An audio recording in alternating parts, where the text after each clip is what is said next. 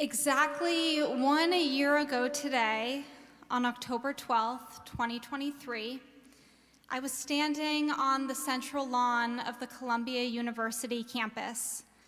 Being in my 5th year as a rabbi at Columbia Barnard Hillel at the time, I knew the place well and felt very comfortable there.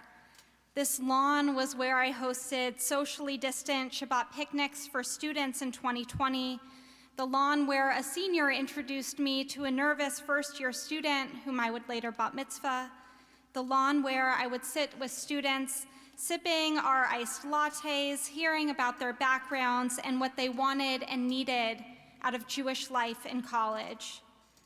This lawn was always a place of connection for me on campus, where I would catch up with students I knew and meet students with whom I got to build new relationships. But October 12th, 2023 was different.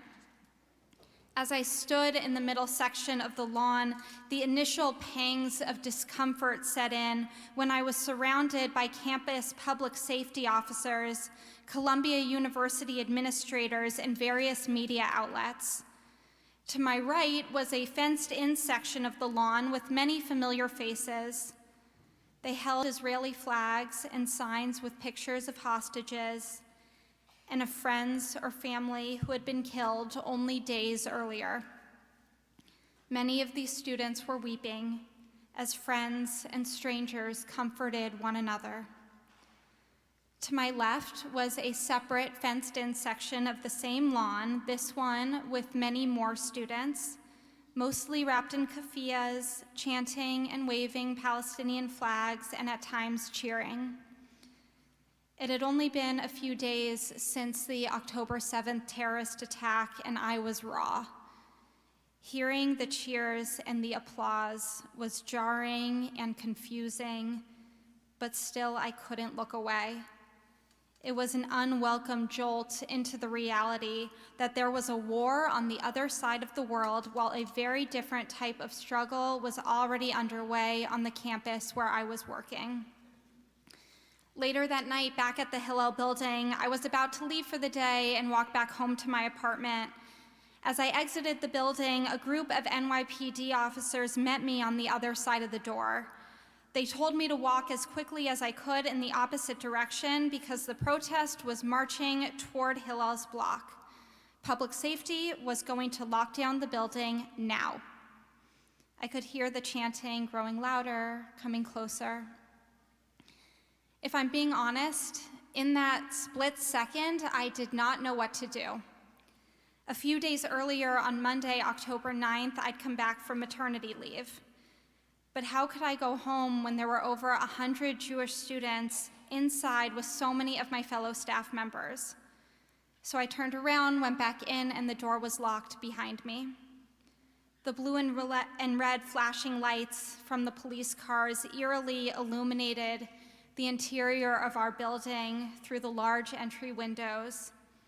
There was a lot of nervous chatter among students and staff sharing experiences and feelings from the day.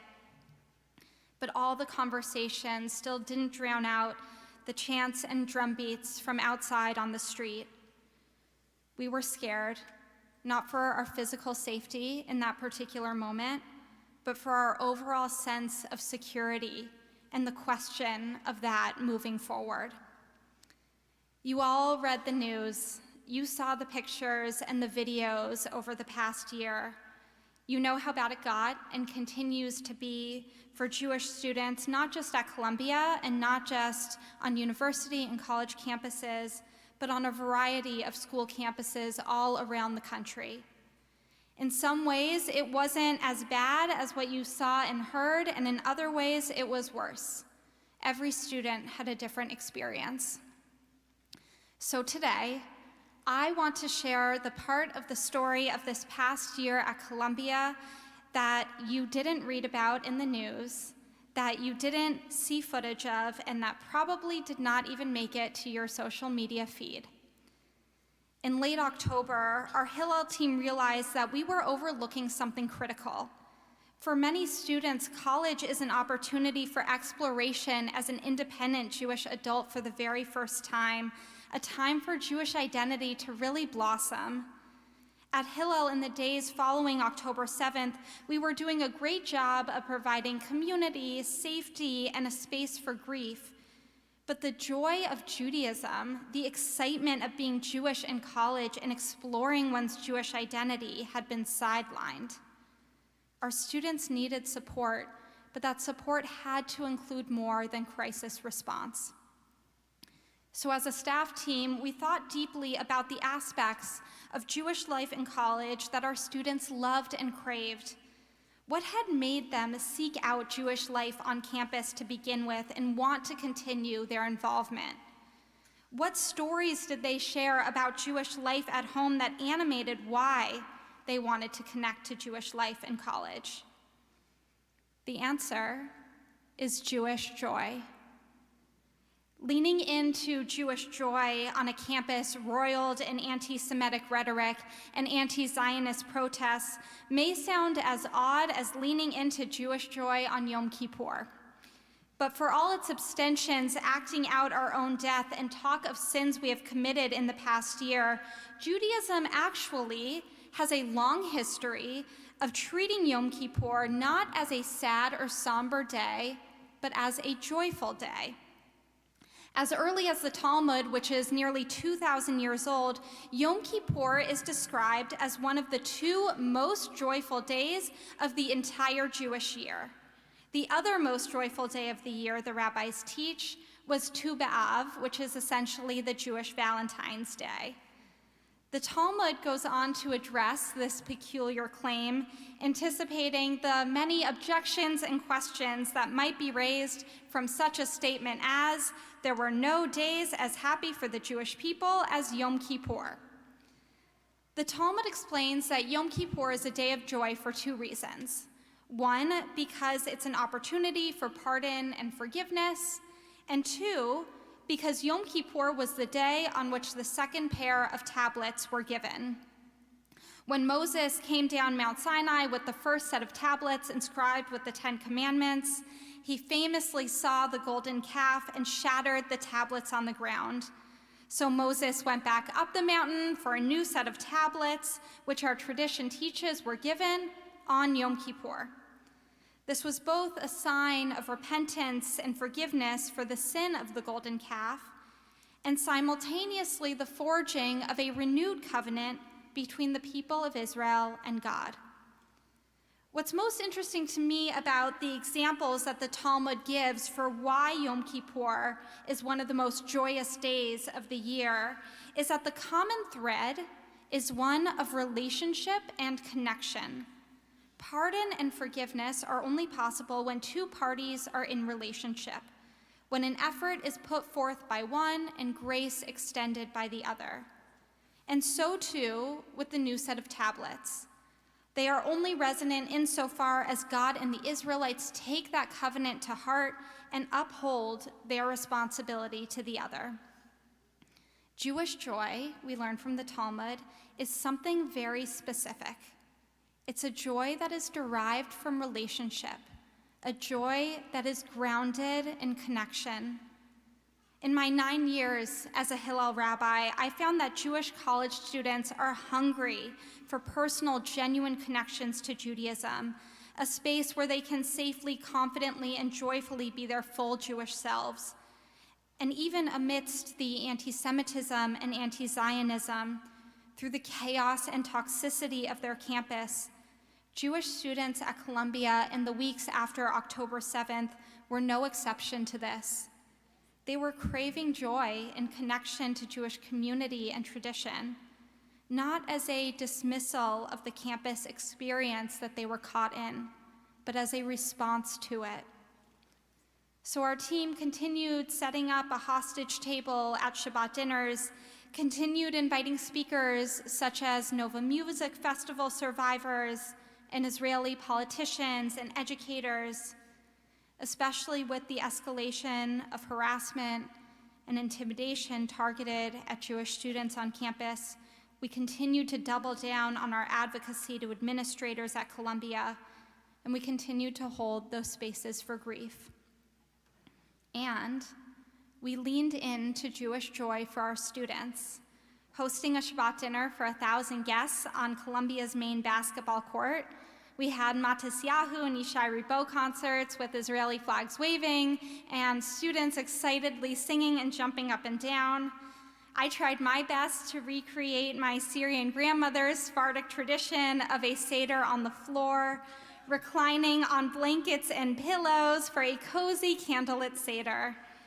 Sitting knee to knee at that Seder were Jewish students who had barely left the Hillel building in the previous months, next to Jewish students who had just come from the encampment and would return there after the Seder. We shared matzah and charoset and sang familiar Passover songs of freedom and gratitude, and each person's heart was tugged somewhere beyond the room in which we sat. These and many, many more moments of Jewish joy at Columbia and at so many other schools around the country may not have made the headlines, but for all the division on campus, opportunities for Jewish connection that felt meaningful and authentic and joyful were what ultimately helped students cope with their campus reality while maintaining their Jewish pride and connection to Jewish community. Having accompanied and supported students as they experienced some of the harshest circumstances in our country over the past year, the ancient wisdom of the Talmud feels truer now than ever. No matter what a year may hold, the most joyous times of a year for the Jewish people are ones in which we can tap into the unique power of connection and relationship grounded in our Jewish tradition and in our Jewish identity. Jewish joy, I have found, can be a transformative key to nurturing future generations of Jews and current generations of Jews, and young Jews especially, who love being part of a Jewish community and who find such depth in our tradition. Today, Yom Kippur, one of the most joyful days of the year, is our opportunity to reflect on those moments of Jewish joy in our own lives, those Jewish connections and relationships that have inspired and uplifted us. As we begin this new year, I invite you to think about and commit to the concrete ways that you will continue to nurture Jewish joy for yourself and for the people in your life. Maybe it's developing a family ritual for Friday nights to welcome in Shabbat together and connect, or cooking latkes for Hanukkah, or baking hamantashen for Purim with your kids or grandkids and talking to them about the significance of these foods, or helping a friend pick out a special mezuzah that means something to them and hanging it with them in their home. Or maybe it's inviting someone to your Yom Kippur breakfast if they don't yet have a place to go. 1 year ago today, on October 12th, 2023, on that divided lawn at Columbia, I could have never anticipated giving a Yom Kippur sermon in the same sanctuary where I attended Yom Kippur services as a child. For me, being here today with all of you, October 12th, 2024, this is one of the ways that I am nurturing Jewish joy for myself. Celebrating Yom Kippur for the joyful day of connection and relationship that it is. Grateful to my students and team at Hillel who helped me through so much pain and grief by returning even more resolutely to the joyful Judaism I've always connected to so deeply. And this is my commitment to you as a new rabbi at your synagogue, to support you on your Jewish journey as you both seek and find the connections and relationships that bring you joy in our tradition. 1 year from today, on October 12th, 2025, may we say that this was a year of Jewish joy for us all. Gmar Chatima Tova.